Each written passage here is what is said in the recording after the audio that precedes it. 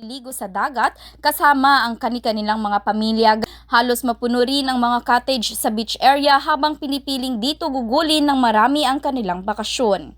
Ayon kay Jenny Loretta Duatin, isang beach goer mula sa Santa Barbara, may kasama silang mga kamag-anak at kaibigan na nagmula pa sa Maynila na biglaang nagpasya na sa Binmalay na lamang magpalipas ng holiday season upang makapag-enjoy at makaligo sa dagat. Dagdag pa niya, ibinaon na lamang nila ang natirang handa upang pagsalu-saluhan sa tabing dagat. Actually, biglaan lang yung pagpunta namin dito. Kasi nga, puro pa kami puwet kagabi. Tapos yun, naisipan, yung mga hindi nakain kagabi yun yung dadalhin dito na pupunta dito. Kasi gusto nga maligo ng mga bata, taga Manila pa kasi sila eh. Parang ano lang, biglaan lang, banding lang. Kasi galing sila, may mga kamag-anak kaming galing Manila. Mostly nga pagkatapos ng bagong taon, kaumagahan, ganun. Pero nga, yun nga, biglaan. Baka sa ulit, January 1, pupunta ulit kami dito. Naligo lang, yung mga alon, lalakas, ganda. Nag-i-enjoy yung mga bata. Yun yung gusto nila maligo.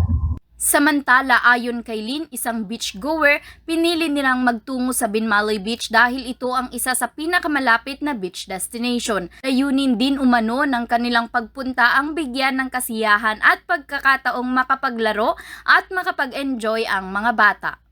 Dito po namin napiling pamilya kasi po taga Batangas po kami. Medyo malayo-layo rin po yung biyahe kaya pinili namin dito na lang po at medyo malapit. Ang kasama po namin ay pamilya lang po namin.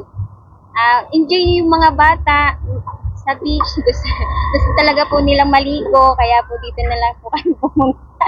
Nagpunta po kami dito, dumating po kami dito mga 8. Umalis po kami ng Nueva Ecija 7. Yung pong mga bata, buhangin, ngayon lang po ng mga buhangin. Yun lang, maging masaya po kami pong pamilya. Punta na po kayo sa beach, mag-enjoy mga bata sa panliligo.